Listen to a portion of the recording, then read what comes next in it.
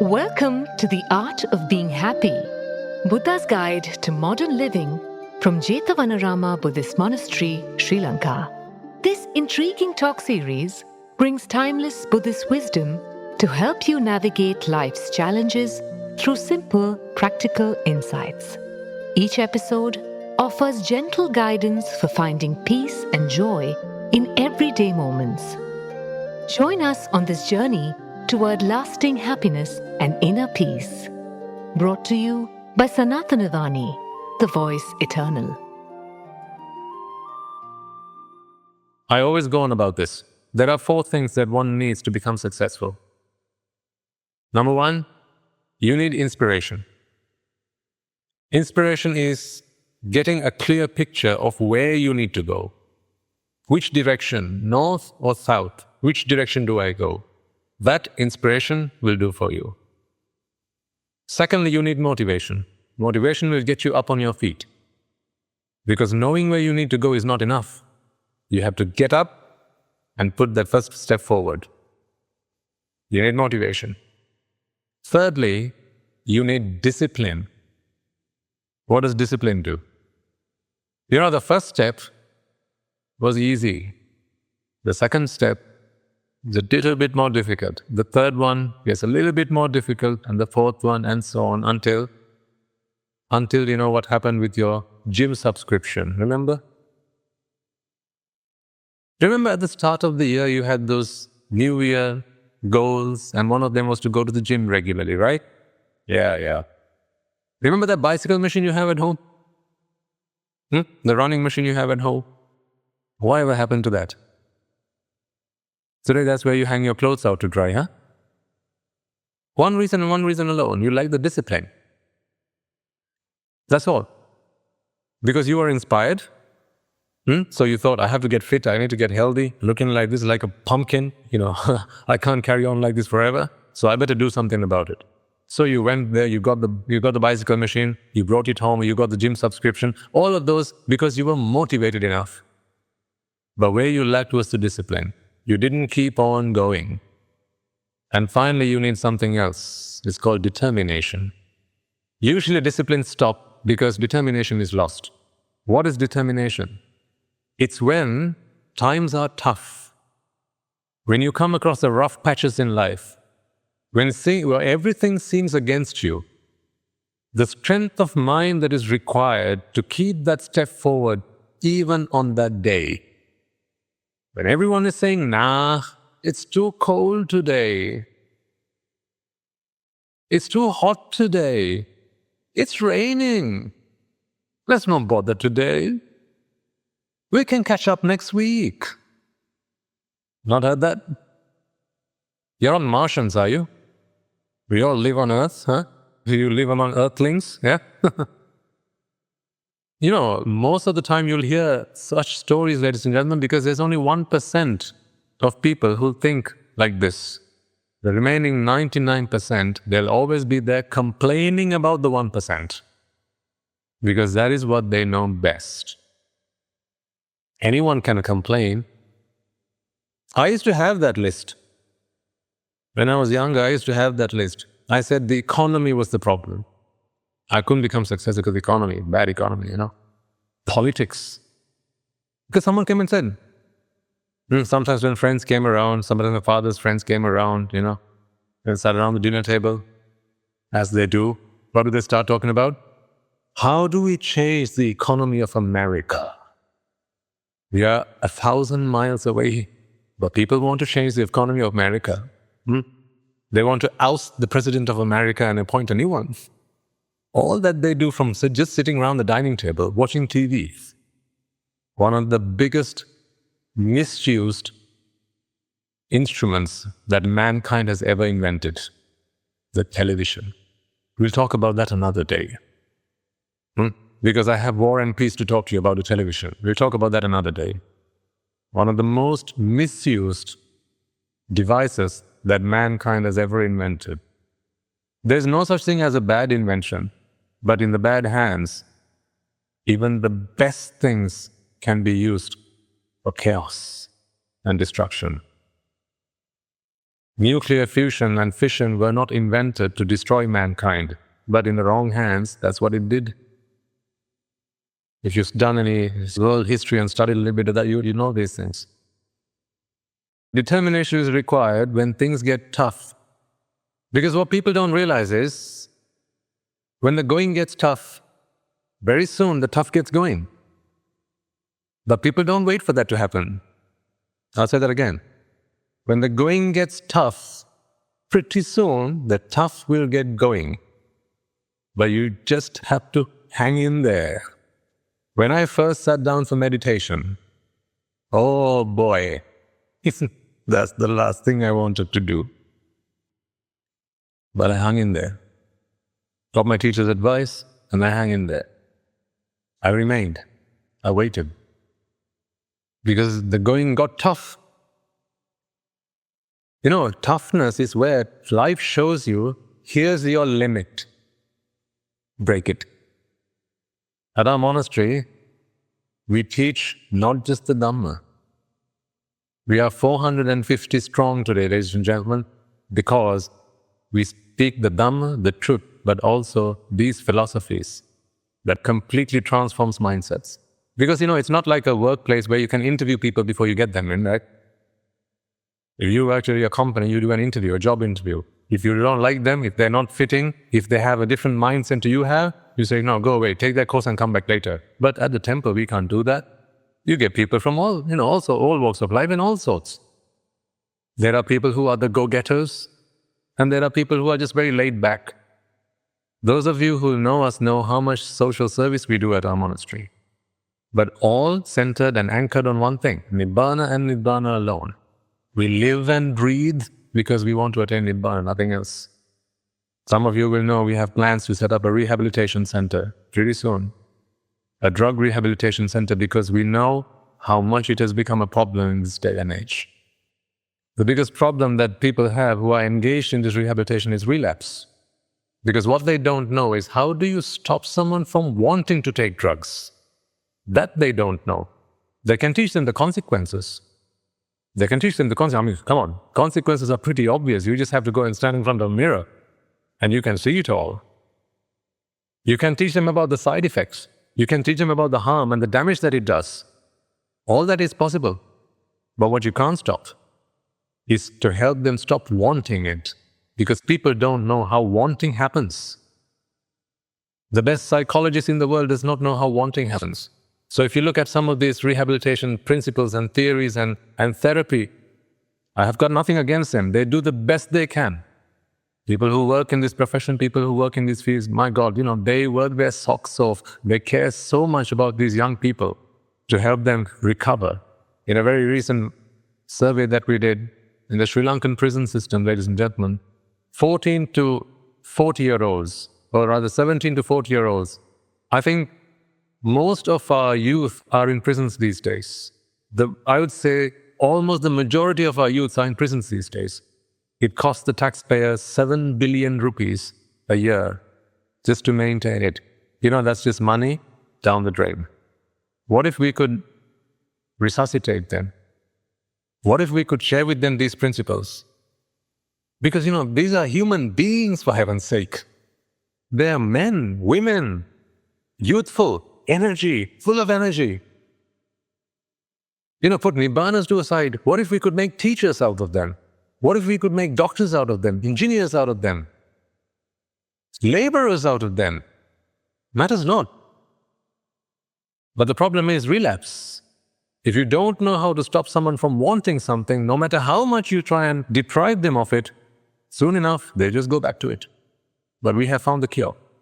Just like you can stop anything, stop wanting anything, you can also stop wanting drugs. But for that, you need his philosophy. Very soon you will learn all this. Very soon. We have a children's home at the monastery.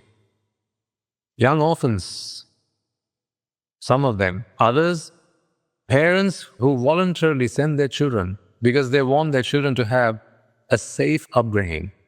Because they know that science and math alone is not going to help their children become virtuous citizens. They'll become educated, they'll become intelligent. but they need noble companionship. And in that children's home, we do a special program for them. We teach them. We teach them about the subjects that you learn at school, but also we teach them good values, principles, and these philosophies that transform them. Anyway, come around when you have a time, sometime, whenever. And you get to see some of the things we do there. But I was talking about determination. Determination is needed when it really gets difficult.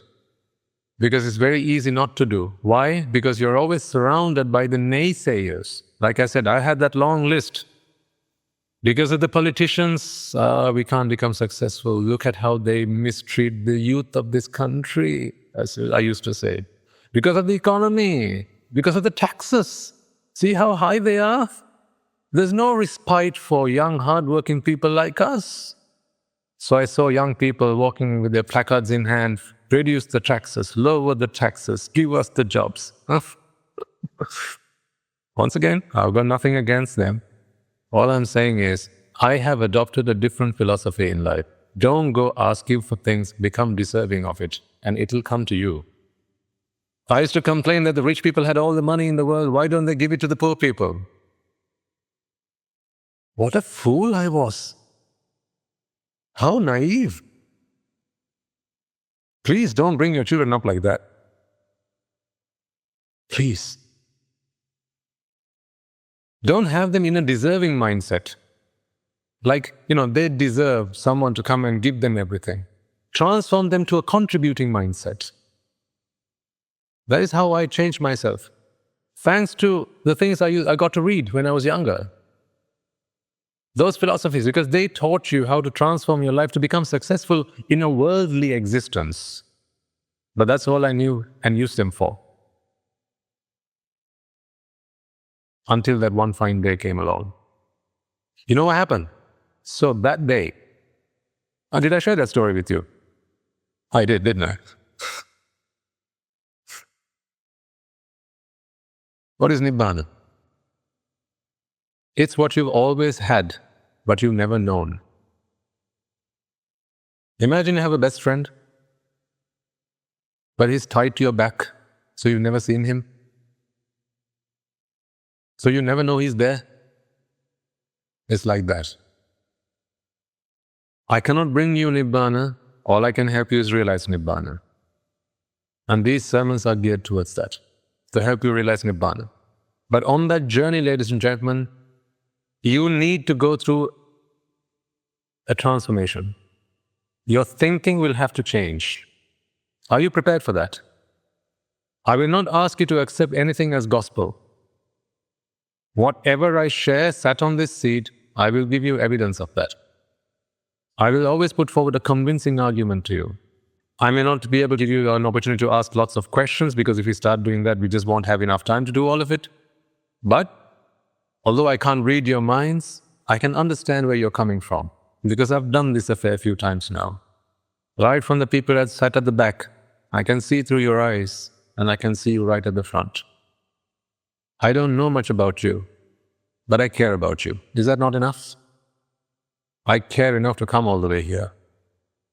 Not enough? At the monastery today, Sunday mornings, you know what everyone does? All of the monks, all of the anagarikas, everyone, we come together and we meditate till the almsgiving in the afternoon. I've given that up to come here for you. That meditation, which was so difficult for me when I first tried to do it, today, I love it. Because I don't just close my eyes and just wander into sleep. I reflect on the truth. And there is nothing more uplifting, more energizing, more revitalizing, nothing more therapeutic. It's cathartic. Nothing more enjoyable than reflecting on the Dhamma. Dhamma piti rasam pibam, the Buddha says. Drink the Dhamma, consume the Dhamma, and enjoy in the bliss that it brings to you. It's like elixir. Hang in there. Today, believe me because I say so. Tomorrow, you will believe because you feel so. Just hang in there. Hang in there and do one thing. Think about the things I share with you, because I only get this chance once a week to talk to you. But everybody else talks to you all the other days of the week. Right? So I can only have this influencing power on you for 2 hours of 100 and however many hours in the week you have.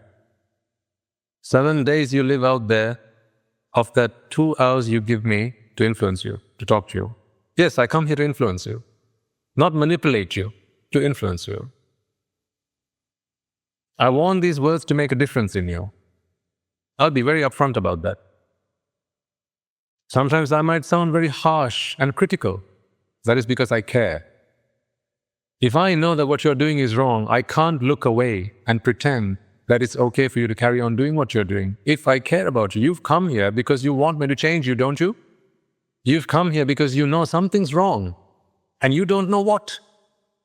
You come here and worship at my feet, at the feet of the Mahasangha, seeking refuge. If I am true to my robe, if I am true to the precepts that I have sworn by, if I am true to the refuge that I have sought in the Buddha, Dhamma and the Sangha, I might care less about what you think of me as I give some of the advice that I give you. I might think to myself, if I say this thing, this gentleman is probably going to fall out with me. He might not like me very much after that. But if I know that walking out of here, you'll start thinking about it, and that will make a change in your lives, I will take the liberty of saying it. Because it is not your friendship that I want, ladies and gentlemen. It is your freedom. You know you have lived captivated lives. You know you have lived entrapped in desire, aversion, and delusion. You know that the pangs of defilements bother you day and night. They scorch you alive. They burn you. You don't know how to take control of grief when grief comes your way. You know that the only reason you're not crying right now is because you haven't got that phone call to say, something's happened to your mother, something happened to your son, something's happened to your house, something's happened to your car, something's happened to your daughter, something's happened to your husband. If you get that phone call right now, the floodgates will open. You know that. You know that the only reason you're not angry right now is because someone hasn't bumped into you yet. Someone hasn't said something to annoy you. Someone hasn't taken something that belongs to you without your permission. That's why you're not angry yet. That's why you're not annoyed. But as you go back onto the street, as you drive your car home today, if someone pulls up in front of you, you'll have a lesson to teach them, won't you? I don't want you to be like that. What if anything could happen in this world and you remained unflustered, unbothered? That's possible.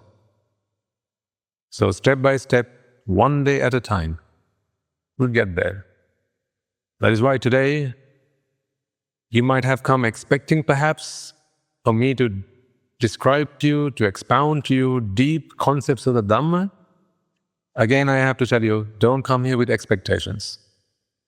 Because it is your expectation that will bring you grief. If anything, you've taken that lesson today.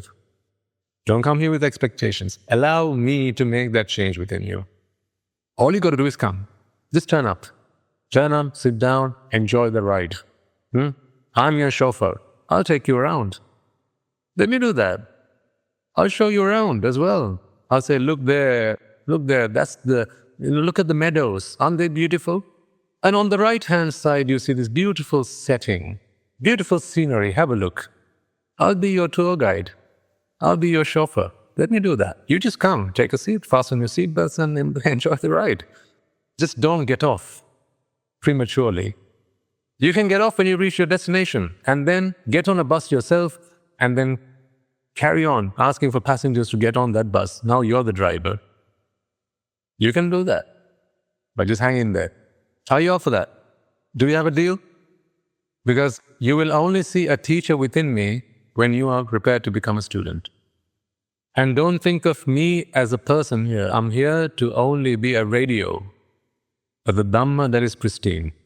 What has changed me, ladies and gentlemen, is not a miracle, it's the Dhamma. the message. I'm a messenger. I carry the Buddha's message. As I come clad in a robe, you are willing to listen to what I have to say. And that's great. So allow these words to sink in through your ears, through your heads, down to your hearts, as it makes an internal transformation. As a husband, I can help you become the best husband you can possibly be. I'll help you do that. As a wife, I'll help you become the best wife you could ever be. As a teacher, I'll help you become the best teacher that you could ever be. A teacher that cares, a husband that cares, a wife that cares. Because for all the things we have as a human race, there's one thing we've lost: humanity. Nibbana is a seed that takes root in a mind that understands humanity. Without that, as I said, don't take a scholarly approach to Nibbana. It's not a subject to study. Rather, it's an experience to be had. So come on that journey as we take steps forward. Hurt people hurt people. You did your homework? Good. So there will have been occasions on which people would have hurt you. What I asked you to do last week was, whenever that happened, take a moment to relax, take a deep breath, and then remind yourself that the only reason they have hurt me is because they are hurt themselves. They are hurt. What they don't know, now you should know. They don't know that when they are hurt, it's because they don't have what they want. And because they want something, what they'll do is they'll try go get it from you. They'll try go steal it from you. They'll try to snatch it from you. Because what they don't understand is, to get something, you have to give it. They don't understand that, but you do. So when hurt people come to you, here's what you can do. Help them. Treat that wound as best you can. I'm not asking you to bend over backwards. In whatever capacity you can, help them. Perhaps it's a lending ear that you can give them. Perhaps it's a gentle word. You know, if someone bumps into you, just say, you're walking on the corridor, someone comes and bumps into you, right? And you know well and clear it's their mistake. Okay? Tell me, who should say sorry first? Them, right? Who should say sorry first? But they bumped into you. They didn't look where they were going. You were looking where you were going. You went along your path, that path is on there, but they came sideways and they bumped into you. Who should say sorry? Here's my way. I say sorry, because if I wasn't there, they wouldn't have bumped into me. But that's not the only reason. Perhaps the reason that they weren't going straight was because they had something, they had a heavy burden they were carrying in their minds. Maybe they were stressed about something. If I can help them with just one word to help relieve that stress, just one word, and say, oh, I'm so sorry. I hope I haven't bothered you. I hope I haven't been an inconvenience to you. You know what that'll do? It will turn a frown upside down. What's a frown upside down? A smile. So here's what I want you to do for next week. When you see someone who's a hurt person, and they come around hurting you, because that's what hurt people do best. They hurt other people. Become an agent of the Buddha. Become an agent of the Sangha. And become someone who can turn a frown upside down. All you got to do is wear a smile on your face. It'll be difficult, I know, especially when you feel, but I am the one who has been injusticed. I am the one who's been treated unfairly. It could be even at home. Say your husband's having a go at you. Your wife's having a go at you. Don't retaliate. It's difficult, but you promise me you're here for a change. It's going to be difficult. It's going to be incredibly difficult, I tell you. How do I know this? Which book did I read that in? It's called the Book of Life. Been there, done that. I'm happy as happy can be today, ladies and gentlemen, because I went through that transformational change. In a few weeks' time, we'll be starting to talk about concepts of Nibbana. It will blow your brains out. I promise you. The regulars will know about this. Some of the concepts that we talk about at the monastery, you walk into the sermon like this, you walk out of the sermon like this. Oof, over your head. Yeah, that's what we do 24/7. We spend our time in the Dhamma, and the Dhamma can be, it's as vast as the vast ocean. The deeper you go, the deeper it gets. So soon enough, we'll start talking about deep concepts of the Dhamma, which will impress you no end, because you will begin to understand that they have answers to the problems in life for no other reason. We are not impressed in the Buddha because he was the Buddha. We are impressed in the Buddha because he had solutions to the problems in our lives. That's why. I take refuge in him, not because he's the Buddha. I take refuge in him because he had the solutions to the problems in my life. Today, you can't annoy me. I dare you. Try if you can. Today, you can't make me cry. I dare you. Try if you can. It's not possible today. Thanks to the Buddha, thanks to the Dhamma, and thanks to my teachers who represent the Mahasangha. I'm not saying my journey is complete. I have still yet to go. Someone asked me this question, Swaminatha, aren't you fear of death? I told you about this last week. Aren't you worried of dying? I'm very worried of dying because my journey is not complete yet. I still have a bit further to go. Until then, I have to hang in there. But that transformation I can help happen within you.